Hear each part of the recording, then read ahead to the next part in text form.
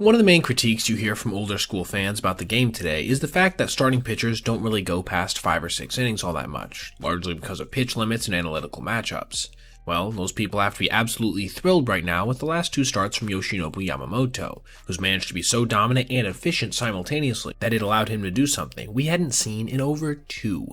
decades, helping his team to a crucial split north of the border. This one got started pretty fast offensively for both teams, as the Dodgers came out and, with 2 outs in the top of the first, registered a double from Freddie Freeman and single from Will Smith. Boom, 1-0 lead. The Blue Jays were quick to respond, getting runners on first and third with nobody out, courtesy of a Springer extra base hit and Nathan Lucas single. It was looking like it was going to get ugly real fast. But this is when Yoshinobu clamped things down, striking out the hottest hitter of the postseason, Vladimir Guerrero Jr., on a nasty curveball, then getting Alejandro Kirk to line out and Dalton Varsho to take a cold strike 3. At this point, Toronto had made him work for 23 pitches, so even if they didn't score a run, there was a small victory in that. For the next several frames, nothing much would happen besides this single on a pop-up deflected by Freddie Freeman, one of the few hits we've ever seen in recorded MLB history that had a 0 expected batting average. Though, thanks to the excellent defensive play of Mookie Betts, this one wouldn't come back to haunt the Dodgers. That takes us to the bottom of the third, when George Springer notched his second brutally painful hit by pitch of the postseason, this one up and in that got him on the hand. Thankfully, just like before, he was okay, and even managed to stay in this one and go to third on a line drive off the wall in left field from Vladimir Guerrero Jr., a ball crushed out at 114 miles an hour. This set the Blue Jays up perfectly for what they've become known for more than anything else: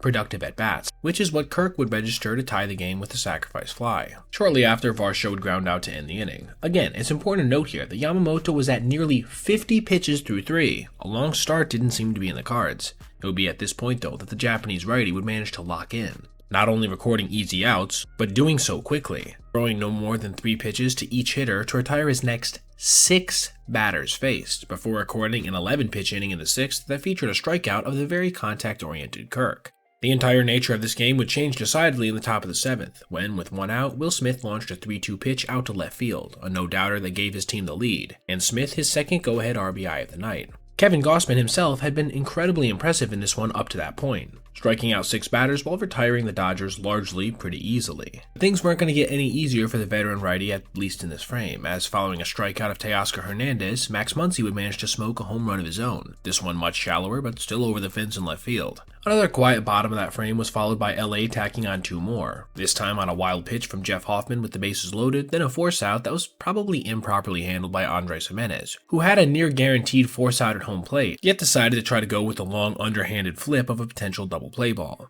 This was Smith's 3rd RBI of the day, by the way. All of that gave Dave Roberts a little cushion with which to ride with Yoshi a little bit longer on, and boy would he take that inch and turn it into a mile, striking out the side in order in the 8th, punctuated with a 97-mile-per-hour heater at the lower rail. This brings us to the bottom of the 9th, with him attempting to do something that we hadn't seen in almost a quarter century, and he would get a little help with 1 out, as Kirk was flat out robbed of a single by defensive replacement Justin Dean. That meant that when Dalton Varsho popped up a 97-mile-per-hour fastball to third base, the game was officially over, cementing the hurler as the first pitcher since 2001 Curt Schilling with back-to-back complete games, as well as the first pitcher to throw a complete game in the World Series since Johnny Cueto in 2015, and the first to have multiple completed contests in the postseason since Madison Bumgarner in 2014. That's some high-ranking company there, but I'm pretty sure the most important stat to him in this one was that W, helping the Dodgers to head back to LA with the series tied instead of being down big.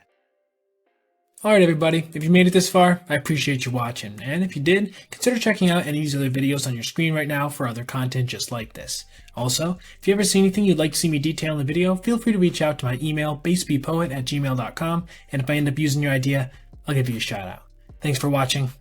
have a great rest of your day.